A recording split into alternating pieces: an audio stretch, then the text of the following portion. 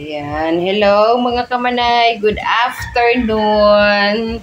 Today is December 31. Time check muna tayo mga kamanay. It's 5:23 ng hapon. Good afternoon sa lahat. Ayan, ipinapakita ko sa inyo mga kamanay ang pag-prepare ni Abby ng... Ayan si Abby. Abby, say hi. Nope. Ayaw niya lang tumingin sa camera. Shy type daw siya eh.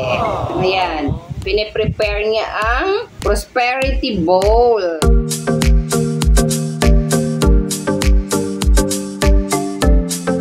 Inilagay na niya ang ilang egg yan, Abby? 12 peraso ng itlog. Tapos 12 peraso din ng gold coins. Isang red apple sa gitna. Ayan. Nood kayo mga kapanay, pampaswerte. Lucky charm for the year of 2024. Year of ano tayo, Abby? Sam, do you wanna come here? No. I'm having a video for my YouTube. No. Come here. Oh. Say hi, Sam. Ayan si Tin. At ayan si Samantha. Hello, Tabatubol. Ang aking... Oh, Sam, say hi here. Balik tayo sa prosperity bowl ni Abby. Nilagyan din niya ng laurel. Dahon ng laurel. Bilang peraso yung dahon ng laurel? 8 peraso daw mga kamanay ang dahon ng laurel. So what is next? Anong sunod daw, Abby? Ayan, ang next niyang inilagay mga kamanay ay ang 20 pesos na gold coins. Bariyang 20 pesos na 12 peraso din. Ayan, oh.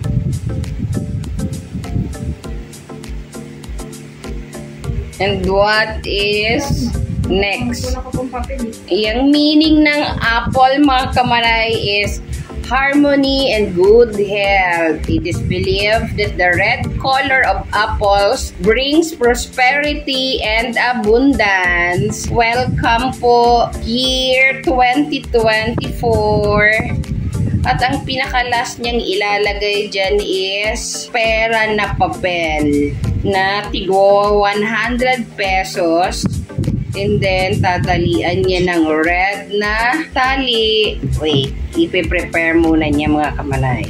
Ayan, mga kamanay, natapos nang gawin ni Abby ang aming prosperity bowl. Hindi pala, kahit anong klase pala siyang pera na papel. Ayan o, ang inilagay namin is merong 50 pesos, 100 pesos, 500, tsaka 1,000. 12 peraso din mga kamanay yung papel na pera. Yan ang aming prosperity bowl. At naglagay din siya ng asin. Importante din po ang asin, salt. Yan, no?